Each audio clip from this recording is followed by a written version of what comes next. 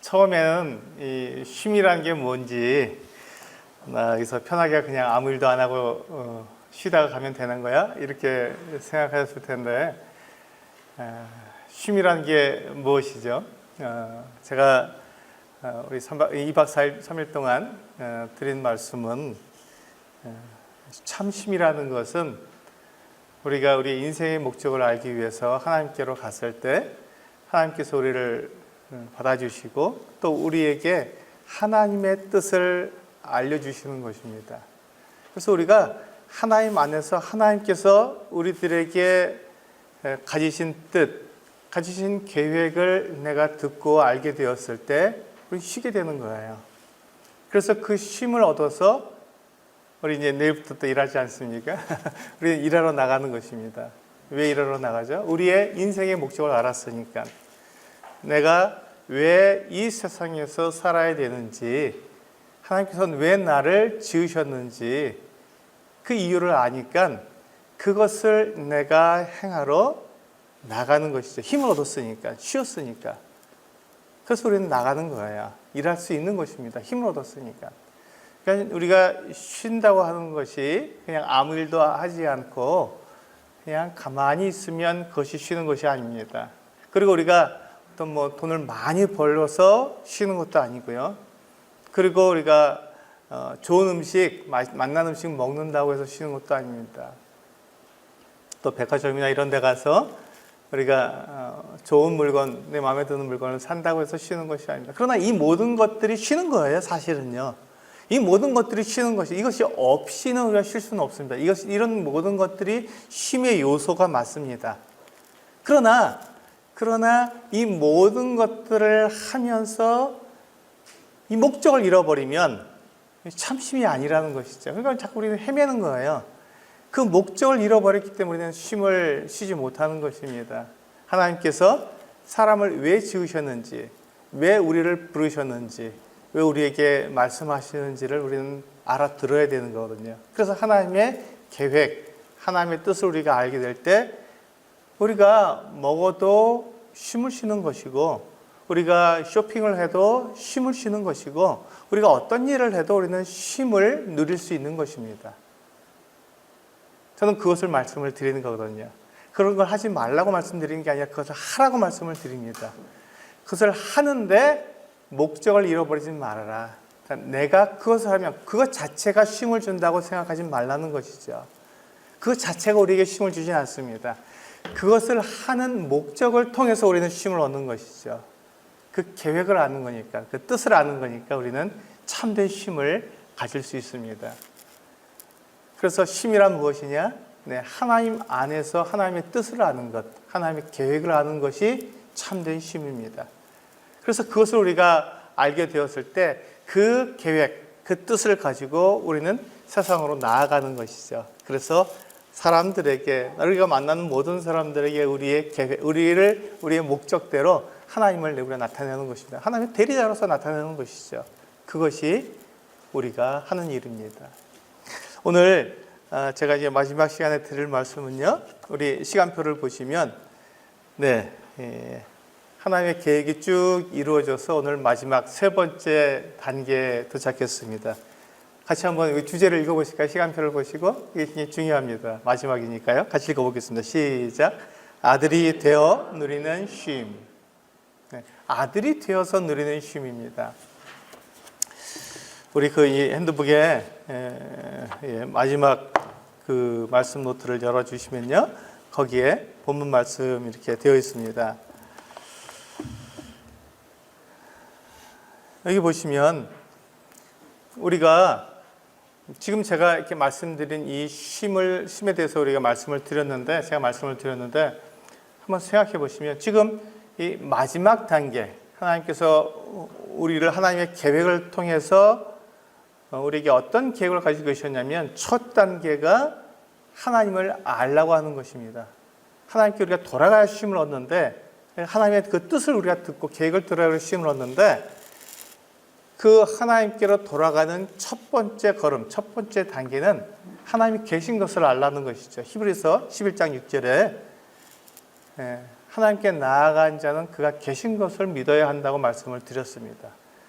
그래서 하나님께 우리가 나아가는데 하나님께 계신 것을 우리는 믿어야 하는 것이죠. 아, 하나님이 계시구나. 근데 우리가 하나님이 계시다는 걸 어떻게 알 수 있다고요? 네, 이스라엘이라는 나라를 통해서 알 수 있습니다. 하나님만이 하실 수 있는 그 일.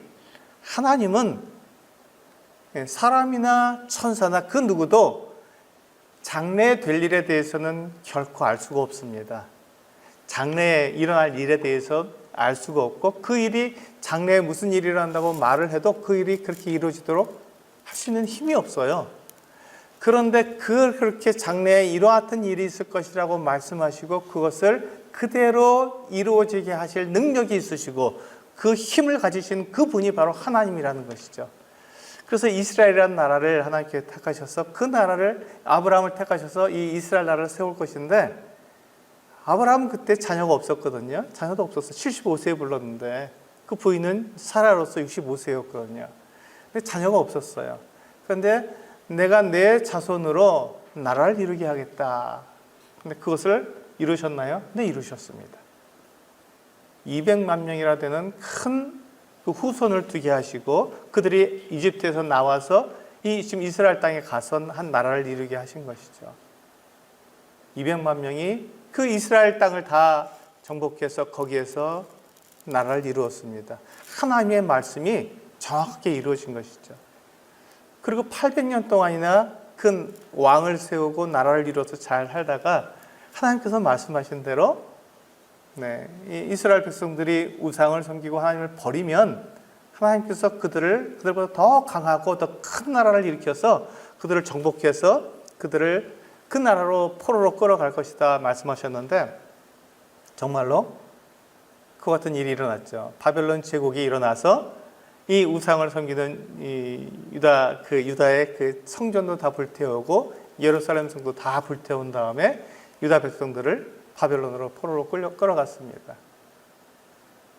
그런데 그때 포로로 끌려갈 때 예레미야라고 하는 예언자가 예언을 했죠. 하나님께서 이렇게 말씀하셨습니다. 이렇게 약속하셨습니다.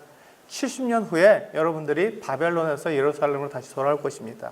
이 장래에 될 일을 어떻게 알 수 있냐고요? 모르는 것이죠. 그런데 70년 후에 여러분들이 이스라엘 그 백성들이 바벨론으로 끌려가지만 70년이 되면 여러분들이 다시 예루살렘으로 돌아와서 성전을 다시 지을 것입니다. 이렇게 예언을 했습니다. 그리고 그보다 더 앞서서 이사야라고 하는 이 예언자가 이 고레스라는 사람이 그 일을 할 것이다. 이스라엘 백성들을 바벨론에서 예루살렘으로 돌아오게 만들 것이다 하고, 고레스라는 사람이 그 일을 할 거라고 이사야 그가 예언을 했습니다. 성경이 다 기록된 거예요. 제가 지어낸 말이 아니라 성경이 다 기록된 거예요. 그러니까 우리는 그것을 누구나 다 확인해 볼 수 있습니다.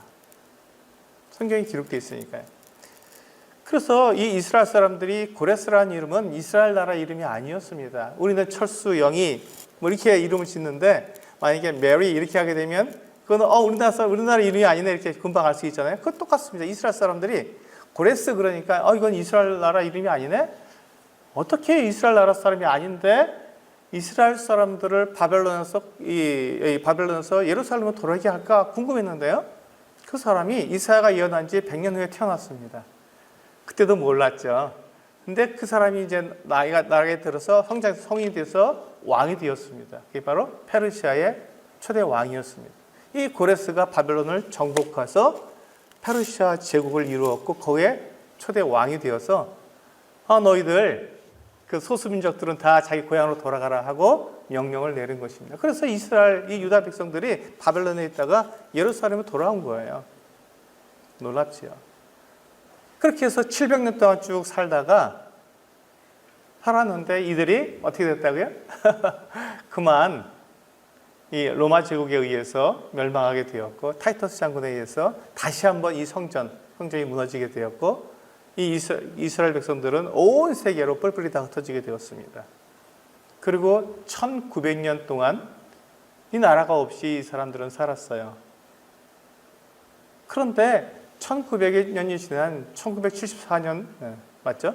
1948년 5월 14일 날 이들이 독립을 한 겁니다. 이스라엘 나라를 세운 거예요. 지금 그래서 이스라엘에 가면은 이스라엘 나라가 있지 않습니까? 네, 거기는 이 이스라엘이라는 나라가 지금도 있어요. 그 나라에 그 땅에 이스라엘이 있습니다. 왜 있죠?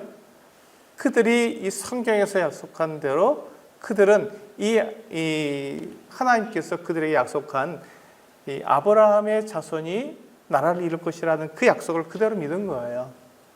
그리고 그것이 그대로 이루어진 것입니다. 1900년 동안 나라가 없던 그 이스라엘이 다시 독립돼서 나라를 세운 것이죠. 이런 일이 역사 가운데 일어날 수 있겠습니까? 불가능합니다. 있을 수가 없는 것이죠. 그런데 하나님께서 말씀하신 대로, 예언하신 대로 그대로 이루어진 거예요. 그러니까 사람은 그 일을 할 수 없는데 하나님은 그 일을 하시는 것. 그것을 통해서 우리는 하나님이 계시다는 걸 알 수 있습니다.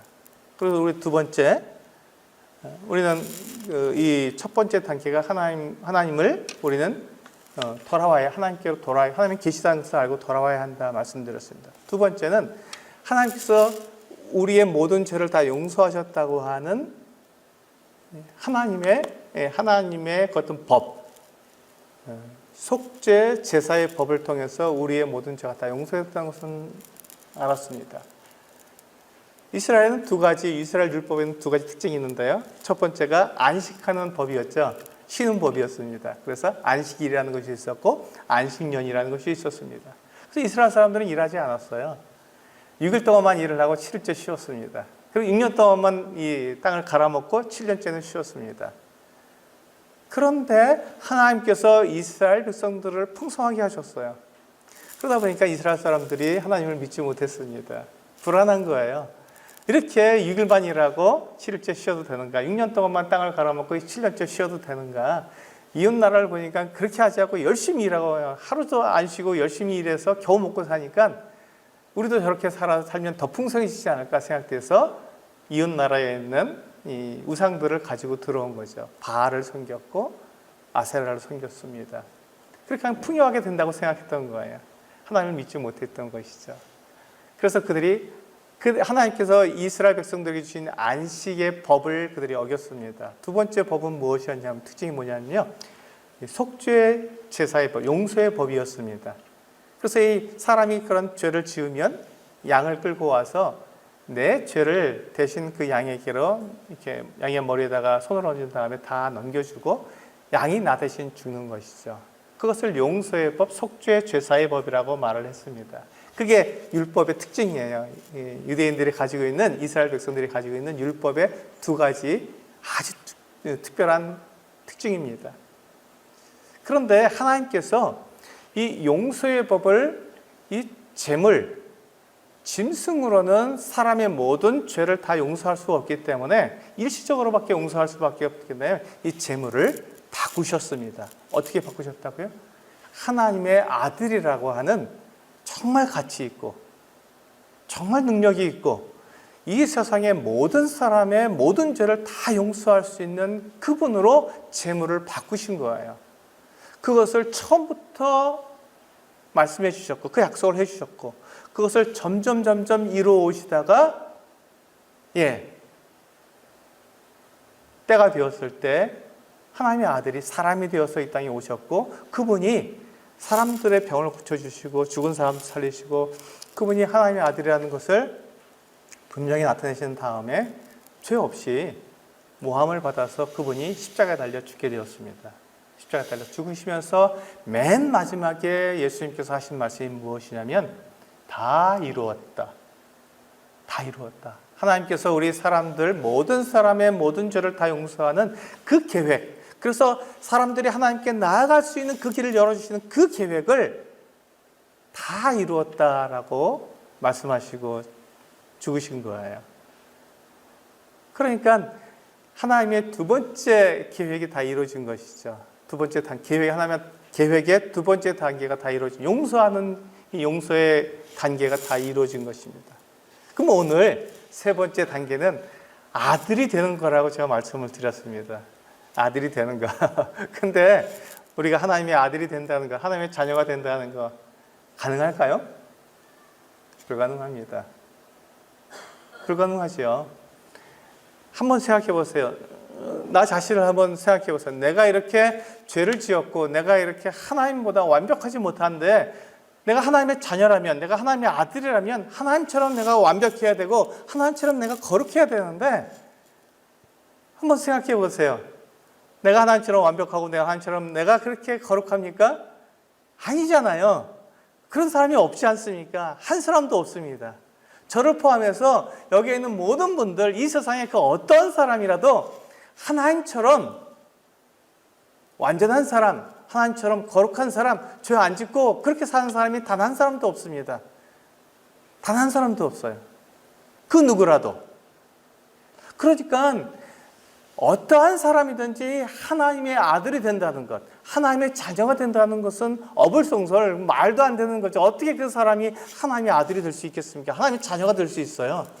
될 수도 없는, 말도 안 되는 일이죠. 그런데 하나님께서 우리들에게 가진 계획의 맨 마지막은 이 사람들, 이 연약하고 부족하고 완벽하지 않은, 완전하지 않은 사람들을 하나님의 아들로, 하나님의 자녀로 만들어주겠다고 하는 것 같은 약속을 하신 것이, 그런 계획을 세우신 것입니다. 하나님, 제가 아무리 저를 생각해도 제가 하나님의 자녀가 될 만한 자격이 없습니다. 저는 완벽하지 않잖아요.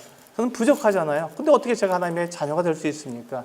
그건 말도 안 되는 일입니다. 라고 우리는 말할 수밖에 없습니다. 근데 하나님께서 이와 같이 약속해 주신 거예요. 로마서, 우리 성경 구절 있죠? 로마서 5장 6절부터 8절까지 한번 읽어보겠습니다. 로마서 5장 6절에서 8절까지 우리 한 목소리로 같이 읽어보겠습니다. 시작. 우리가 아직 연약할 때 기약대로 그리스도께서 경건하지 않은 자를 위하여 죽으셨도다. 의인을 위하여 죽는 자가 쉽지 않고 선인을 위하여 용감히 죽는 자가 혹 있거니와, 우리가 아직 죄인 되었을 때 그리스도께서 우리를 위하여 죽으심으로 하나님께서 우리에 대한 자기의 사랑을 확증하셨느니라. 여기 보니까 하나님께서 우리를 하나님의 자녀로, 하나님의 아들로 삼으시는데 하나님께서 우리를 모르시는 게 아니었어요. 우리를 정말 잘 아시는 거예요. 우리가 어떤 사람이라고요? 여기 보니까 우리가 연약한 존재라는 것 아시는 거예요. 왜 아시죠? 하나님께서 우리를 지으셨으니까. 우리가 창조주가 아니고, 우리가 주인이 아니고, 우리가 하나님이 아니고 우리는 사람이라는 거 아시는 거예요. 우리를 그렇게 지으셨으니까, 우리를 사람으로 지으셨으니까. 그래서 우리가 연약하다는 것을 하나님이 잘 아시는 거예요. 그래서 우리가 연약한 존재라는 것을 아시는데, 우리가 연약할 때 우리를 부르셨다는 거, 하나님의 아들로 부르셨다는 거예요. 두 번째 뭐죠? 우리가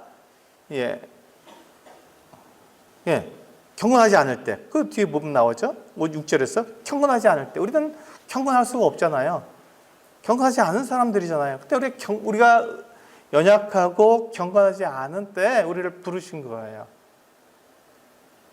그리고 8절에 보면은 우리가 아직 죄인 되었을 때, 우리가 죄인인 것을 아시면서 우리를 하나님께서 하나님의 아들로, 하나님의 자녀로 우리를 부르신 겁니다. 정말 놀랍죠?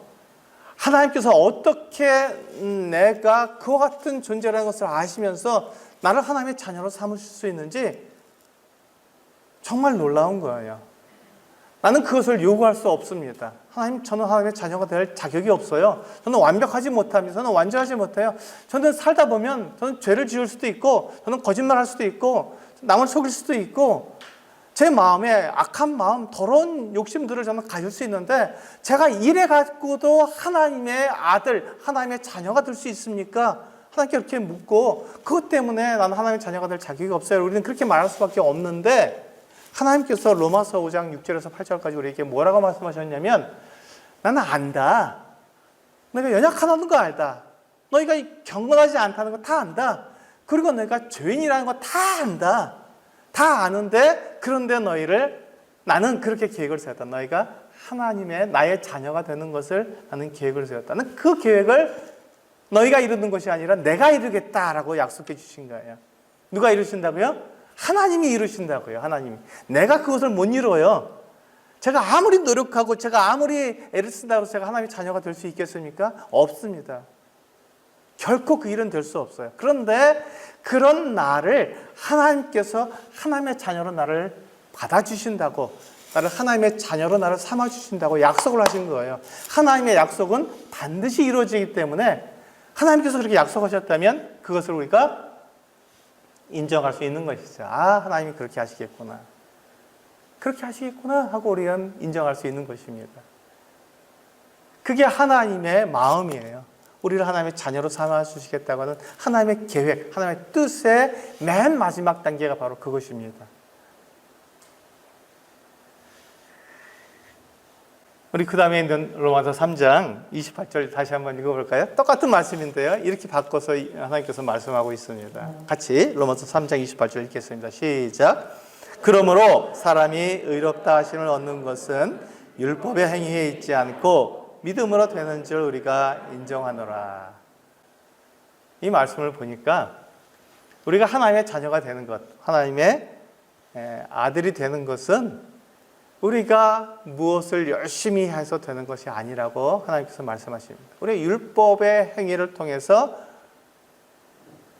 우리가 하나님의 아들이 되고 하나님의 자녀가 되는 것은 아니라고 말씀하고 있어요. 왜냐하면 우리가 율법을 내가 행한다고 해도 완전할 수가 없기 때문에 그렇습니다. 누구든지 하나님의 율법, 하나님의 율법은요, 하나님의 기준이거든요. 그 기준을 내가 다 만족시킬 수 없다는 것입니다. 우리 가운데 양심적으로 한번 얘기해 보시면 좋겠습니다. 나는 하나님의 율법을 단 하나도, 단 한순간도 어기지 않고 늘 지키는 사람이야 라고 말할 수 있는 사람이 있겠습니까? 네. 여러분들은 잘 모르겠어요. 근데 저는 그렇게 양심적으로 말씀드릴 수 있습니다. 저는 하나님의 율법을 한순간도 모든 것들을 다 지킬 수 없습니다 라고 저는 고백할 수밖에 없습니다. 저는 연약한 사람이기 때문에, 저는 완전하지 않은 사람이기 때문에 저는 여러분들 앞에서 또 하나님 앞에서 저는 그렇게 솔직하게 저는 고백하는 거예요. 나는 완전하지 않습니다. 나는 부족합니다. 저는 연약하고 경건하지 않은 사람입니다.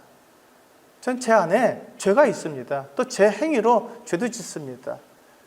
그럼 제가 율법을 다 지킬 수 없는 사람입니다 라고 말할 수밖에, 그렇게 고백할 수밖에 없습니다. 그런데 하나님께서 로마서 3장 28절에서 뭐라고 약속하셨냐면요, 사람이 의롭게 되는 것, 하나님께 나아갈 수 있는 것, 하나님이 계신 것을 알고 하나님께 나아가서 용서받고 하나님의 아들, 하나님의 자녀가 될 수 있는 것은, 그 의롭다 하심을 받는 것은 율법을 행함으로써, 내가 죄가 없게 됨으로써 하나님께 나아갈 수 있는 게 아니라 믿음으로 된다고 말씀하고 있는 것이죠. 믿음으로 된다고. 이게 얼마나 놀라운지 몰라요. 얼마나 이게 감사한지 모릅니다. 그러니까 내가 내 죄를 다 깨끗하게 씻어서 하나님께 나아가는 것이 아니라, 하나님께서 내가 죄인인 걸 아시면서 내가 믿음을 가졌을 때 나를 받아주신다는 거예요. 믿음은 행위가 아니라고 말씀하고 있습니다. 율법을 다 지켜서 되는 게 아니라고 말씀하고 있습니다. 내가 율법을 다 못 지키는 거 아신다고 말씀하셨어요. 그럼에도 불구하고 내가 하나님을 믿을 때 나를 하나님의 자녀로, 하나님의 아들, 딸로, 그리고 하나님께서 나를 보실 때 나를 의롭다고 불러주시는 거예요. 정말 놀라운 일이죠. 우리 한 번 더 볼까요? 요한복음 1장 12절. 요한복음 1장 12절에서 우리들에게 아주 정확하게 약속해 주셨습니다. 같이 읽어보겠습니다. 시작. 영접하는 자, 곧 그 이름을 믿는 자들에게는 하나님의 자녀가 되는 권세를 주셨으니. 여기 보시면 분명하게 말씀하시잖아요. 우리가 하나님의 자녀가 될 수 있는 그 이유, 그것이 뭐라고요? 내가 죄가 없이 사니까 내가 하나님의 자녀가 될 수 있다고요? 내가 완전하니까 하나님의 자녀가 될 수 있다고요? 아니라고요. 그렇지 않다고 말씀하고 있습니다. 그래서 뭐라고 약속하셨냐면, 영접하는 자, 곧 그 이름을 믿는 자들에게는 하나님의 자녀가 된다고 약속해 주셨습니다. 믿는다는 게 뭔지 그걸 제가 좀 이따 말씀을 드릴 거예요. 이게 오늘의 제가 이번 캠프의 핵심입니다. 믿는다는 게 무엇인지. 우리가 거기에 대한 오해를 가지고 있거든요. 그런데 여기서 보면 분명하게 약속하신 건, 하나님께서 약속하신 게 뭐냐면, 내가 믿음에 대한 오해를 갖고 있든지 어떻든지 상관없이 하나님은 약속하셨습니다. 분명하게 약속하신 건 뭐냐면, 영접하는 자, 곧 그 이름을 믿는 자들에게는 하나님의 자녀가 되는 권세를 주셨다고 분명하게 약속하신 거예요. 그렇다면 이제 우리가 해야 될 일은 딱 한 가지밖에 없습니다. 율법을 잘 지키는 것이 아니라 믿는 것, 정확하게 하나님께서 말씀하신 대로 믿는 것, 그것이 우리에게 남아있는 거예요. 그것만 하면 우리는 하나님의 자녀가 될 수 있잖아요. 그럼 우리가 믿는 게 무엇이죠?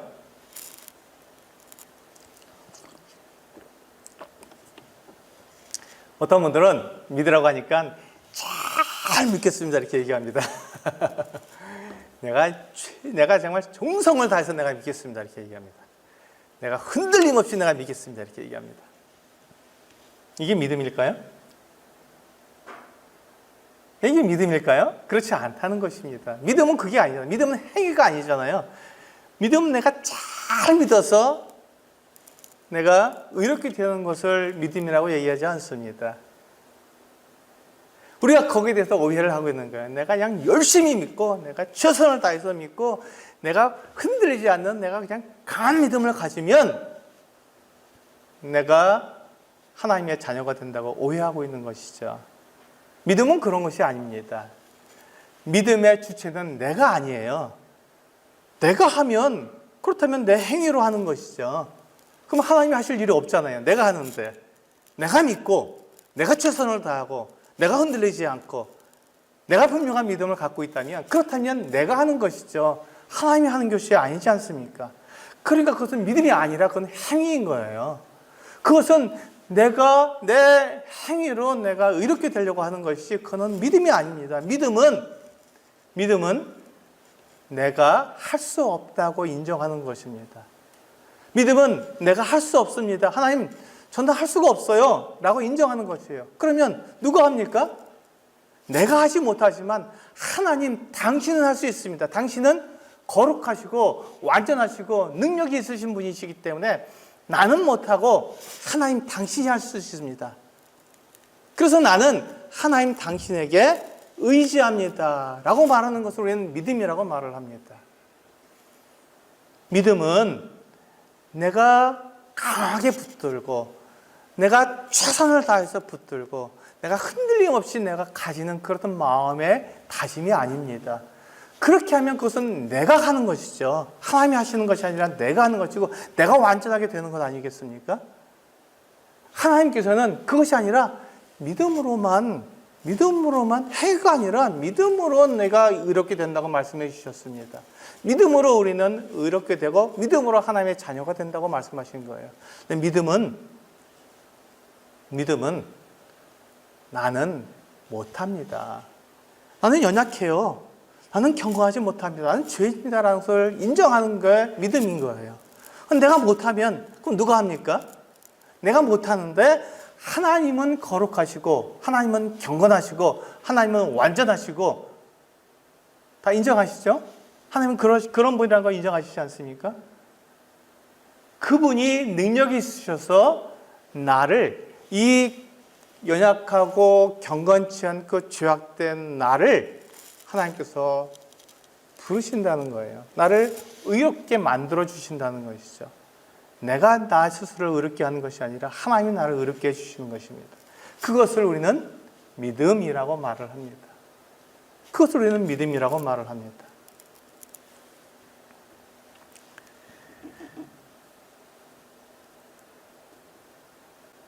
우리 에베소서 1장 3절을 같이 한번 읽어보겠습니다. 에베소서 1장 3절입니다. 같이 읽어보겠습니다. 시작. 찬송하리로다 하나님 곧 우리 주 예수 그리스도의 아버지께서 그리스도 안에서 하늘에 속한 모든 신령한 복을 우리에게 주시되. 놀라운 약속이죠. 놀라운 약속입니다. 우리가 어떠한 복을 우리에게 주신다고요? 네, 하늘에 속한 신령한 모든 복을 우리에게 주신다고 약속해 주셨습니다. 하늘에 속한 모든 신령한 복을, 하늘에 속한 모든 신령한 복을 우리에게 주신다고 약속하신 거예요. 그러니까 우리는 놀랍게도 하늘에 속한 이 신령한 복, 정말 놀라운 복을 우리는 받은 사람들입니다. 근데 이 복을 어떻게 주신다고 말씀해 주셨습니까?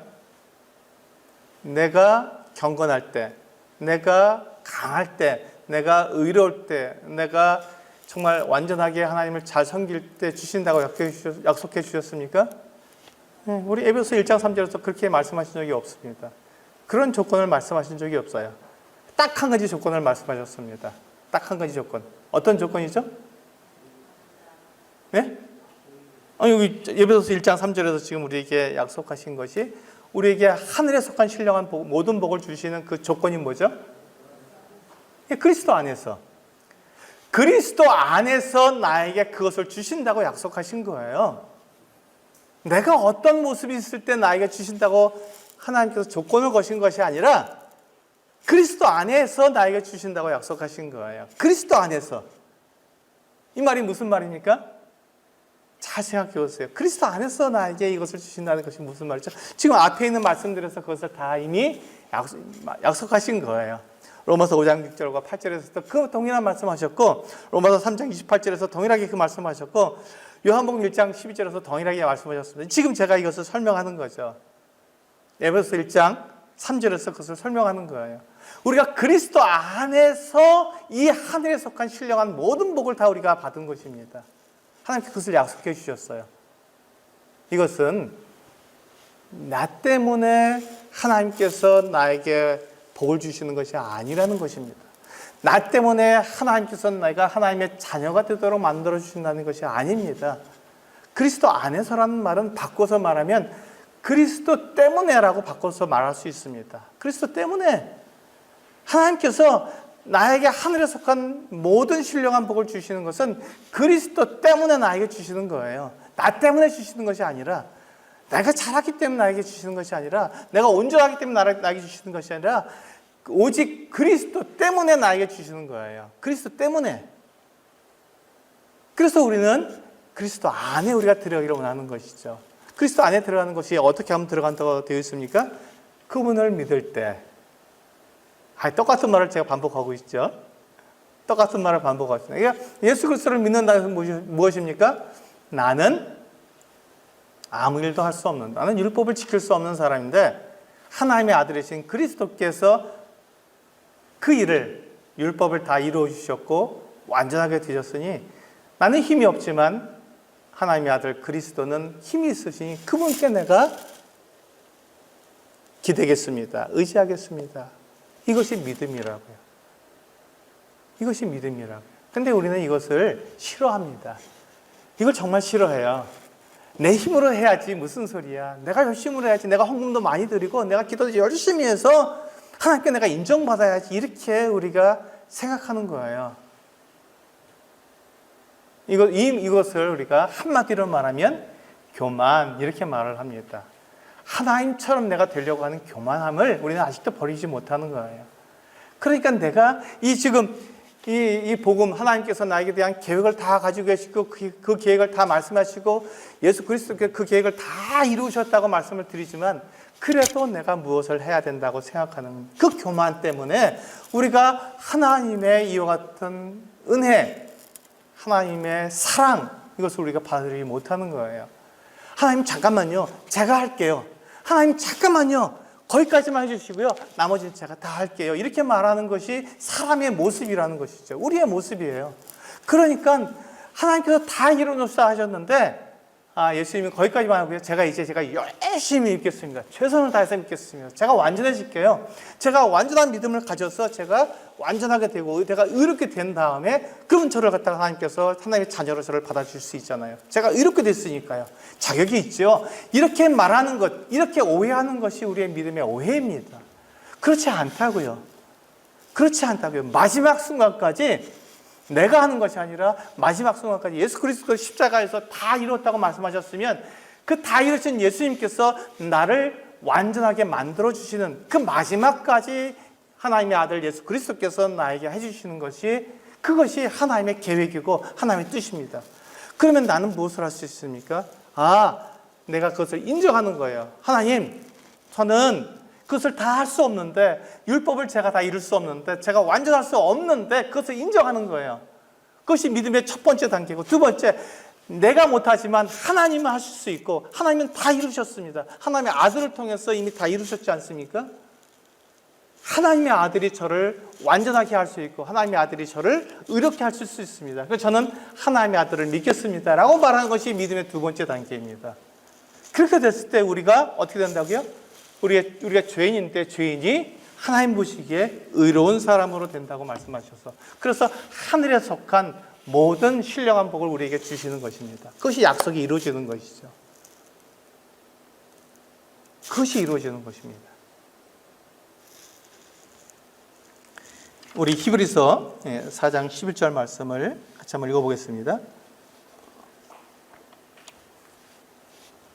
히브리서 4장 11절 읽겠습니다. 시작. 그러므로 우리가 저 안식에 들어가기를 힘쓸지니 이는 누구든지 저 순종하지 아니하는 본에 빠지지 않게 하려 함이라. 이 말씀을 딱 읽으면 우리에게 딱 첫 번째로 드는 생각이 뭐냐면, 내가 열심히 해야겠구나, 내가 최선을 다해야겠구나. 이렇게 안식에 들어가기를 힘쓰라 그랬더니 내가 열심히 하고 내가 정말 최선을 다해서 내가 안식에 들어가야겠다 이렇게 생각이 듭니다. 근데 안식이라는 말은 그런 말이지 아니지 않습니까? 쉰다는 말은 그런 말이 아니잖아요. 내가 열심을 내는 것이 아니잖아요. 이 말은 뭐냐면 믿으라는 거예요. 지금 내가 하고 있는 일을 그만 버리고 나를 인정하라는 것입니다. 나는 연약한 사람이고, 나는 경건하지 않은 사람이고, 나는 죄인이라는 것을 인정하라는 거예요. 그렇게 힘쓰라는 말이 그 말입니다. 우리의 본성이 그것을 인정하지 않으려고 하고, 내가 하나님처럼 되려고 하는 그런 본성을 내가 가지고 있기 때문에 우리는 그걸 싫어한다니까요. 내가 뭔가를 해야, 내가 하나님께 헌금을 드려야, 내가 이 일을 해야 하나님께서 나를 인정해 주실 텐데라고 생각하는 그 생각을 어떻게 하라고요? 버리라고요. 그래야 우리가 안식에 들어갈 수 있다고요. 그래야 하나님의 아들을 믿는 믿음으로 내가 안식에 들어갈 수 있다고 하나님께서 말씀하시는 것입니다. 그래야 우리가 순종이 되죠. 그래야 하나님 말씀, 하나님의 뜻, 하나님의 계획에 우리가 순종할 수 있는 것입니다. 이 말씀을 오해하지 마세요. 내가 최선을 다하고 내가 이렇게 되라고 말씀하시는 것이 아닙니다. 오히려 우리가 그것을 버리고 내가 그렇지 않은 사람인 것을 인정하고 하나님만 그 일을 하실 수 있다고 인정해서 내가 하나님께 나아가도록 내가 쉬라고 말씀하시는 것입니다. 내 일을 버리라고 말씀하시는 것입니다.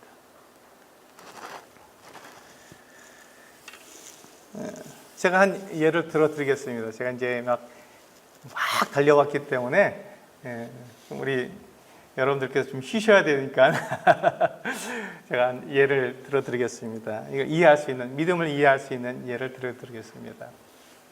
제가 제 아내와 여기 비술산 아젤리아 호텔에 오는데, 만약에 여기를 오는데 제 아내를 데리고 오니까 제 아내를 제가 등에 업고 걸어서, 저는 동탄에 살거든요. 경기도 화성 동탄에 사는데 동탄에서 여기까지 걸어온다고 한번 생각해 봤어요. 제 힘으로 오잖아요. 걸어온다고 생각해 봤어요. 그러면 이게 가능하겠습니까? 불가능합니다. 한 열흘은 걸릴걸요? 근데 오다가 지쳐서 못 올 거예요. 힘들어서. 제 아내를 업고 와야 되는데 너무 힘들잖아요. 열흘 동안 어떻게 걸어오겠습니까? 그리고 여기가 어딘지 잘 몰라요. 근데 저는 여기에 잘 와 있습니다. 어떻게 왔죠? 제 차를 타고 왔어요.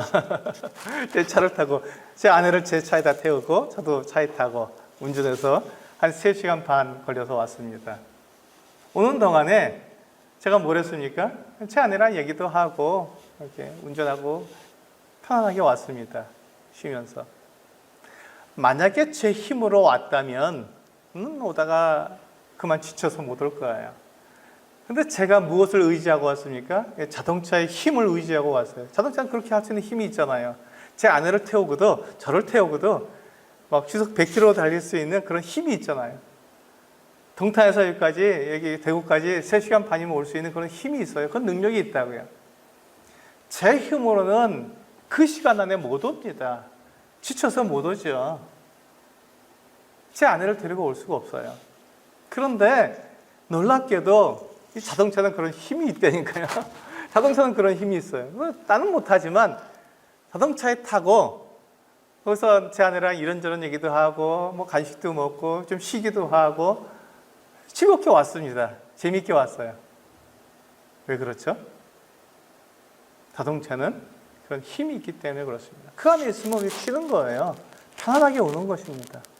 아무 일도 안 할까요? 아니, 저 운전하고 오니까 아유, 수고하셨습니다라고 말씀하시더라고요. 동탄에서 여기까지 오시는데 아유, 수고하셨습니다 이 얘기를 하시더라고요. 근데 제가 수고한 건 별로 없더라고요. 자동차를 운전하고 왔지. 자동차가 고생했지 제가 뭐 고생한 건 아니지 않습니까? 그 먼 길을. 제가 왜 이 말씀을 드리죠? 믿음이라는 것이 그런 것입니다. 믿음이라는 것은 우리가 하나님의 아들이 되는데 하나님의 자녀가 되는데 내 힘으로는 도대체 그 하나님의 자녀가 될 수 없습니다. 나는 완벽하지 않으니까요. 그런데 하나님의 아들 예수 그리스도께서 다 이뤄놓으셨기 때문에 그 아들을 내가 믿고 그 아들에 내가 탁 얹혀서 그 아들의 힘으로 내가 하나님 앞에 가게 되면 아무 어려움 없이 갈 수 있다는 것. 그것이 바로 믿음입니다. 너무 쉽잖아요. 너무 쉬운 거예요. 너무 쉬우니까 안 믿으려고 하시더라고요. 너무 쉬우니까 그것을 인정하지 않으려고 하거든요. 그렇게 쉬운 건 누구든지 다 하지. 예, 누구든지 다 할 수 있기 때문에 하나님께서 그렇게 약속하신 거예요. 누구든지 할 수 있기 때문에. 누구든지 할 수 있기 때문에.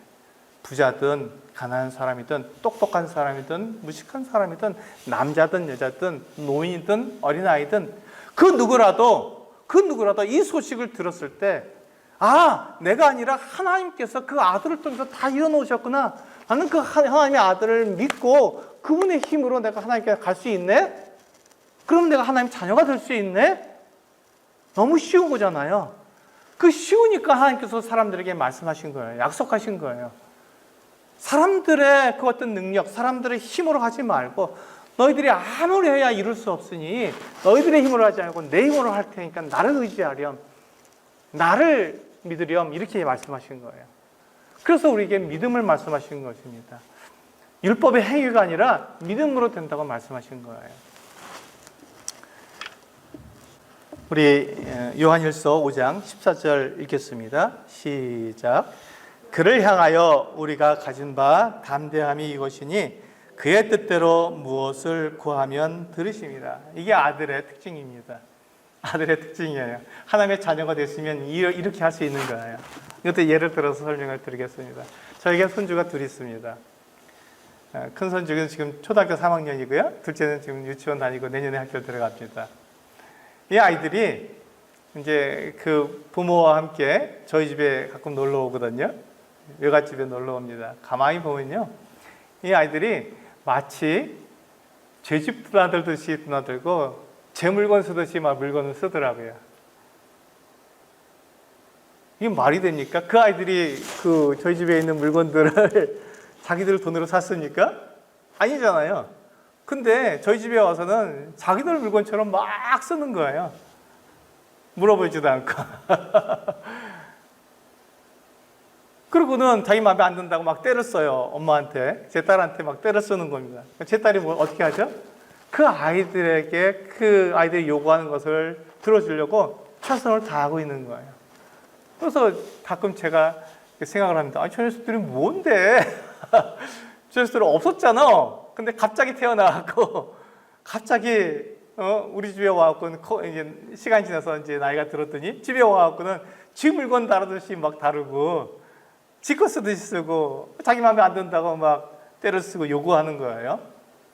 근데 제 딸은 그 아이들에게 그 아이들이 요구하는 걸 들어주려고 애를 씁니다. 도대체 이게 무슨 일이죠? 무슨 조화예요? 이것이 바로 자녀라고 하는 특권을 누리는 거잖아요. 저희 손주가 저희 딸에게 또 우리 사위에게 그렇게 요구할 수 있는 그 이유가 뭐죠? 그 아이들이 잘하기 때문에 그렇게 요구할 수 있으니까 그 아이들이 아주 그냥 부모의 말씀이라면 잘 순종하기 때문에 그렇게 요구하는 것입니까? 아니잖아요. 그거가 상관없습니다. 그 아이들이 어떤 행동을 하든지 그거가 상관없이 그냥 부모에게 그 아이들이 자녀니까 부모에게 그냥 요구하는 거예요. 나 이거 해주세요. 저거 나 갖고 싶어요. 나 저거 막 이렇게 갖고 놀고 싶어요. 하고 막 요구할 수 있는 거예요. 그렇게 됐을 때 어떻게 한다고요? 부모는 그렇게 해라. 그렇게 해라. 하고 그 요구를 들어주는 거잖아요. 왜 그렇죠? 그 아이들이 어떠한 모습인지 상관없이 그 아이들이 자녀이기 때문에 부모는 그것을 들어주는 것이잖아요. 부모이기 때문에 자녀에게 그 얘기를 들어주는 거예요. 그 말을 들어주는 것이죠. 그것이 자녀의 특권입니다. 요한일서 5장 14절에서 그를 향하여 우리가 가진 바 담대하다. 우리가 자녀가 되었으니까 하나님께 담대하게 우리의 요구를 하나님께 할 수 있는 것입니다. 그의 뜻대로 무엇을 구하면 들으신다. 이게 바로 내가 하나님의 자녀가 된 특권입니다. 특권이잖아요. 그래서 하나님께 우리는 기도할 수 있어요. 무엇이든지 기도할 수 있습니다. 무엇이든지. 그런데 그것이 하나님의 뜻이 아니면 그건 아니야. 그건 하지 말고 이걸 해라 하고 우리들에게 말씀해 주시죠. 그럼 그걸 하면 되는 것입니다. 부모가 자녀가 칼 달라고 한다고 칼을 주겠습니까? 안 주잖아요. 그건 아니야 라고 말하죠. 그건 위험하니까. 그런데 아이에게 들을 수 있는 것들은 다 들어주려고 하잖아요. 그게 부모의 마음이잖아요. 똑같은 거죠. 우리 하늘 아버지는 우리가 구하는 것들을 우리에게 들어주시려고 최선을 다하시는 거예요. 다 들어주시려고. 그게 자녀의 특권입니다. 또 한 가지 예를 드릴게요. 이게 이해하기 쉽도록. 지금 저희 손주들이 와서 막 자녀로서 이렇게 막 요구하잖아요. 그런데 한 아이가 있었습니다. 저희 손주들을 이렇게 옆에 놓으시고 한 아이를 이렇게 떠올리시기 바랍니다. 한 아이가 있었어요. 근데 이 아이가 놀이공원에 갔다가 그만 엄마 손을 놓치고 엄마를 잃어버렸습니다. 이런 경험이 있으시죠? 저도 저희 딸을 잃어버렸다가 겨우 찾았어요. 저도 저희 부모님을 잃어버렸다가 겨우 찾았고요. 찾으면 다행인데 이 아이가 영영 그 부모님을 잃어버리면 어떻게 됩니까? 그러면 이 아이는 보육원에 갈 수밖에 없는 거예요. 보육원에 보낼 수밖에 없죠. 엄마도 모르고 전화번호도 모르고 주소도 모르면 방법이 없습니다. 부모를 찾지 못하니까 이 아이를 보육원에 보냅니다. 그럼 보육원에서 이 아이가 자랍니다.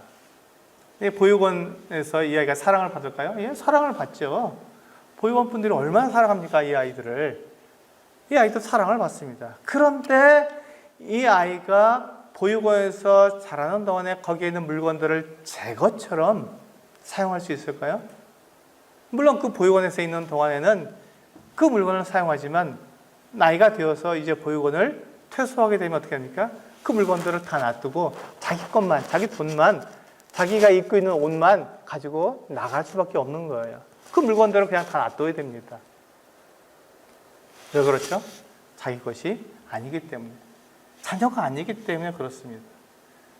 자녀라면 부모에게 때를 쓰고 바꿔달라 그러고 이거 버리라 그러고 저거 사달라 그러고 마음대로 할 수 있어요. 그게 자녀의 특권이죠. 그런데 자녀가 아니면 그걸 할 수가 없는 거예요. 자녀가 아니면 그걸 할 수가 없어요.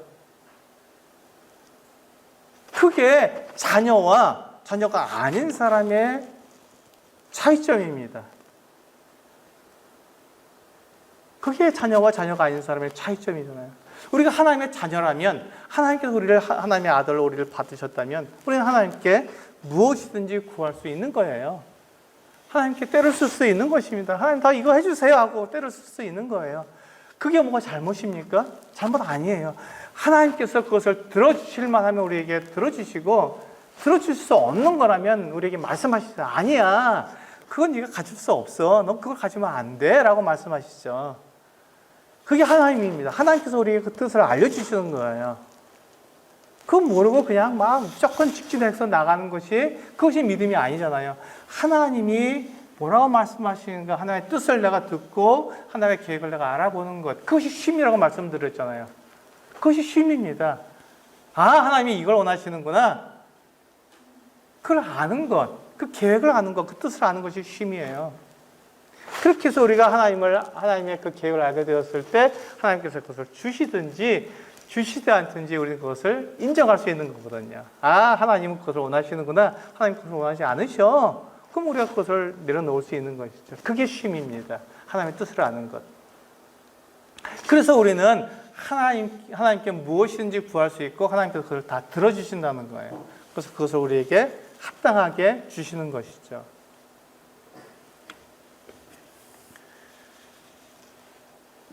그 아이가 보육원에서 자라지만 그 아이는 자기의 것이 없이 그렇게 살아갈 수밖에 없습니다. 자녀가 아니니까요. 근데 그 아이가 아주 사랑이 많은 어떤 그 부부에게 양자로 입양이 됐다면 어떻습니까? 이제 그 아이가 그 집에 가게 되면, 그 양자로 입양한 분의 집에 가게 되면 이제 그 아이는 자녀가 됩니까? 아니면 자녀가 아닙니까? 자녀잖아요. 이제 입양했으니까, 양자가 되었으니까 이제 그 아이는 자녀가 된 거예요. 그래서 그 아이가 그 집에 있는 모든 물건을 자기 마음대로 쓸 수 있을까요? 눈치 보면서 써야 될까요? 자기 마음대로 쓸 수 있는 거예요. 왜? 자녀가 되었으니까요. 자녀는 그런 특권을 가진다니까요. 마음대로 쓸 수 있는 거예요. 그리고 자기 마음에 안 들면 바꿔달라고 때를 쓸 수 있는 거잖아요. 그게 자녀의 특권이라니까요. 이 아이가 입양되기 전까지는 자기의 것이 없죠. 사랑을 받지만 그 사랑에는 한계가 있는 거예요. 그래서 늘 불안하지만, 그러나 이 아이가 어떤 분에게 입양이 되면, 사랑이 많은 부부에게 입양이 돼서 그 부부의 자녀가 되면 이제는 그렇게 불안할 필요가 없는 것이죠. 이제는 그가 자녀가 되어서 자녀로서의 살아가는 것입니다. 입양되면. 자, 입양될 때 이 아이가 자기가 뭐 돈을 벌어서 부모에게 드렸습니까? 그런 거 없어요. 그냥 이 부모의 은혜로 그 아이가 입양된 것 뿐이잖아요. 마찬가지입니다. 우리가 하나님께 자녀가 되는 것은 내가 무엇을 잘해서 내가 자녀가 되는 것이 아니라 하나님께서 나를 입양하시는 거예요. 하나님께서 나를 입양하신다고. 그게 로마서에서 8장에서 나오고 있지 않습니까? 나를 입양하시는 거라고. 아, 놀라워요. 아, 그렇구나. 하나님께서 내가 하나님의 자녀가 될 수 없는데 예수 그리스도로 나를 입양하신 거구나. 그러니까 내가 하나님의 자녀가 될 수 있네. 나는 부족하고, 나는 연약하고, 나는 경건치 않고, 나는 죄인이지만 하나님께서 일방적으로 나를 하나님의 자녀로 삼아주셨으니, 아, 나는 이제 하나님의 자녀가 될 수 있구나.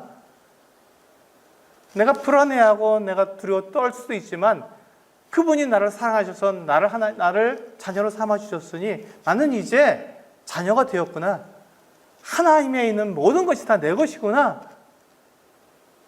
그렇게 바뀌는 거예요. 내 신분이 바뀌는 거예요. 내 자격이 바뀌는 거죠. 내가 하나님의 자녀가 된 것이 내가 어떻게 잘해서 자녀가 되는 것이 아니라 하나님이 일방적으로 나를 그렇게 믿음으로 나를 부르셨기 때문에 하나님의 자녀가 되는 것이지 내가 무엇을 해서 자녀가 되는 것이 아닙니다. 우리 한번 요한계시록 21장 7절을 읽어보실까요? 요한계시록 21장 7절 같이 읽어보시겠습니다. 시작.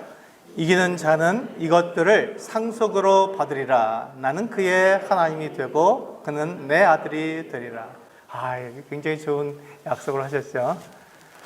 그는 나의 하나님이 되시고 나는 그의 아들이 되리라 하고 약속을 하셨습니다. 이게 하나님의 계획의 맨 마지막입니다. 하나님은 우리를 아들 삼으실 계획을 가지고 계신 거예요. 요한계시록이잖아요. 21장 맨 마지막 장입니다. 성경의 창세기에서 너희를 유혹하고 너희를 죄에 빠뜨린 그의 그 사탄을 내가 내 아들, 더 힘있고 강한 내 아들을 보내서 그 사탄을 멸망시킬 것이다. 그리고 너희는 어떻게 한다고요? 요한계시록 21장 7절에서 너희는 내 아들로 삼을 것이다 라고 약속해 주시고, 이게 하나님의 계획, 모든 계획입니다. 그 계획을, 이 아들이 되는 계획을 이루시기 위해서 중간에 예수님께서, 하나님의 아들께서 오신 거예요. 그래서 그분이 나 대신 십자가에 달려서 제물로 되셔서 죽으시고 뭐라고 말씀하셨다고요? 다 이뤘다고 말씀하신 거예요. 다 이뤘다. 그럼 내가 아들이 될 수 있는 모든 조건, 아들이 될 수 있는 모든 길, 모든 방법이 다 완전하게 만들어진 것이죠. 내가 어떠한 사람이든지 상관없이, 내가 율법을 다 지키든 지키지 못하든 그것과 상관없이 믿음으로, 믿음이란 게 뭐라고요? 나는 할 수 없지만, 나는 하나님의 아들이 될 수 없지만 하나님의 그 완전하심, 하나님의 그 거룩하심, 하나님의 그 능력으로 나를 하나님의 자녀로 삼아주셨다는 것, 그걸 믿는 거예요. 나에게서 있는 것이 아니라 하나님 그분의 능력으로 되는 거니까 이것은 반드시 되는 것이죠. 반드시 이루어지는 것입니다. 나는 그 일을 이룰 수 있는지 없는지 내 능력을 자꾸 보게 되고, 내가 잘할 때는 내가 하나님의 자녀가 된 것 같아. 내가 잘 못할 때는 아니야, 나는 아직 멀었어. 이렇게 자꾸 흔들린다니까요. 나를 보니까. 근데 하나님을 보면 어떻게 돼요? 하나님은 영원하신 분이잖아요. 어제나 오늘이나 영원토록 변함없으신 그분이시잖아요. 그러니까 그분을 보게 되면 그분은 계속 그렇게 말씀하시는 거예요. 또 우리에게 말씀하고 계시지 않습니까? 너희의 율법의 행위로 너희를 의롭다고 한 것이 아니다.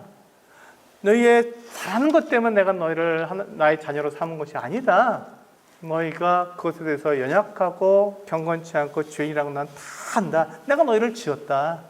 내가 너희를 만들었는데 그걸 내가 모르겠느냐. 그렇지만 내 아들을 너희를 위해서, 너희를 위한 제물이 되게 해서 그 아들이 모든 것을 다 이루게 하였으니 이젠 너희가 내 아들이 되는 것, 내 자녀가 되는 것 전혀 문제가 없다.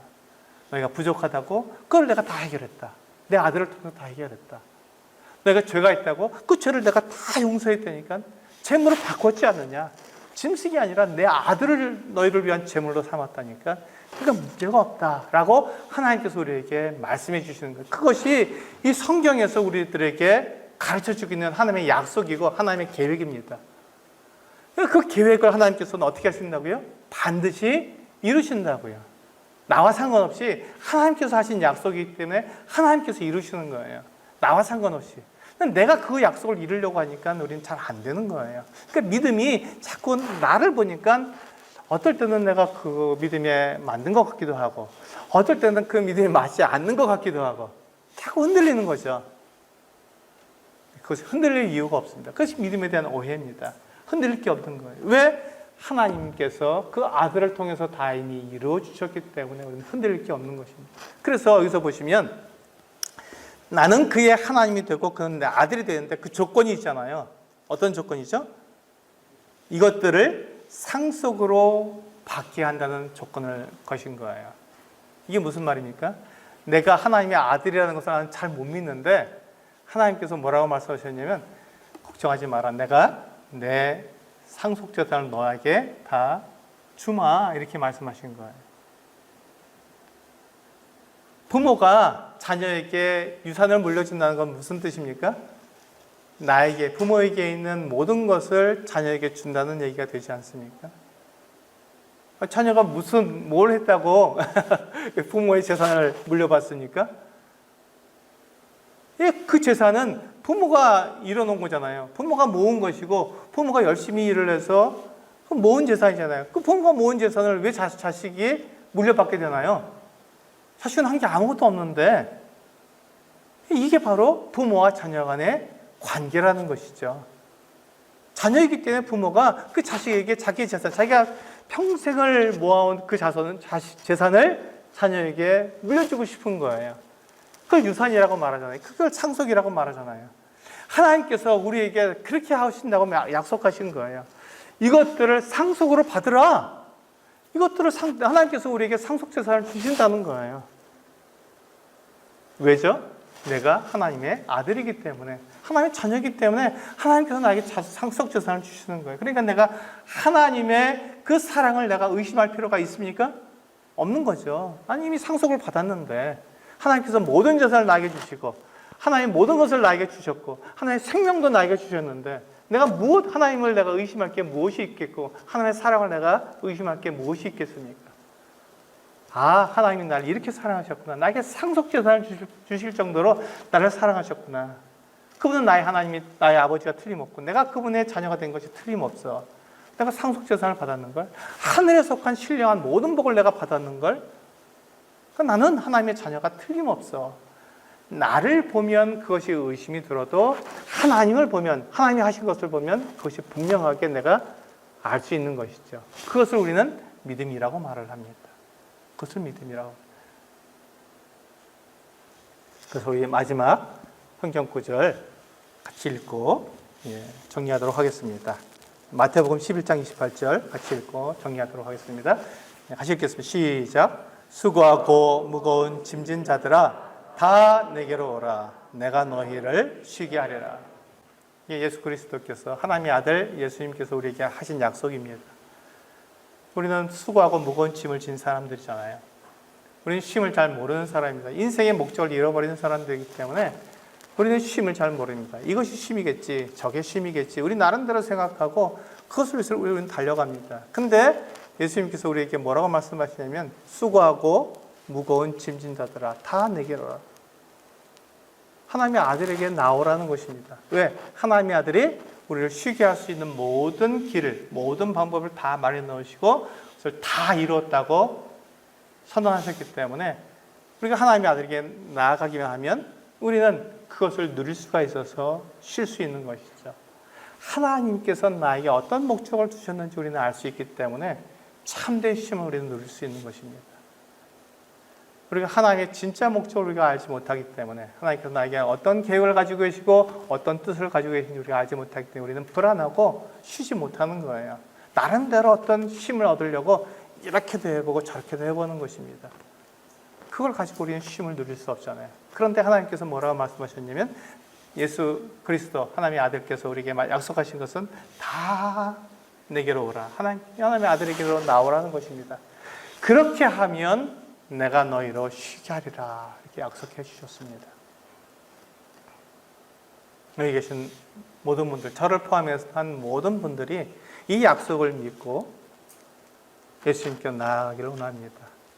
예수님은 우리를 쉬게 할 수 있는, 우리를 의롭게 할 수 있는, 하나님께서 우리를 완전하게 할 수 있는 그 같은 능력과 자격을 갖추신 분이십니다. 그런 가치를 가지신 분이세요. 그러니까 우리가 하나님께 나아가기만 하면, 예수님께 나아가기만 하면 예수님의 그 능력으로, 예수님 때문에 우리는 하나님의 아들이 되어서 하나님과 함께 영원한 생명을 누릴 수 있게 되는 것입니다. 이것을 하나님이 우리들에게 약속해 주셨고 그 약속을 제가 여러분들에게 전해드리는 것입니다. 이것은 제 말이 아니라 성경에서 하나님께서 우리들에게 들려주시는 약속입니다. 이 약속은 하나님께서 하신 거기 때문에 절대로 변할 수 없고 반드시 이루어집니다.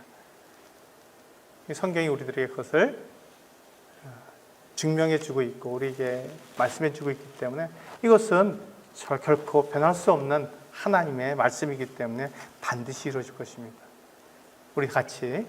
이제 우리 같이 내가 내 힘으로 나아가려고 하지 마시고 나는 그렇게 할 수 있는 능력이 없어요. 나는 죄인이다라고 인정하고 하나님 당신은 그것을 모든 것을 다 하실 수 있습니다. 그럼 내가 하나님을 믿겠습니다. 하나님의 아들을 내가 믿겠습니다. 저를 받아주세요. 라고 기도하며 그분께 나아가시는 여러분들이 되시길 원합니다. 네, 기도하시겠습니다.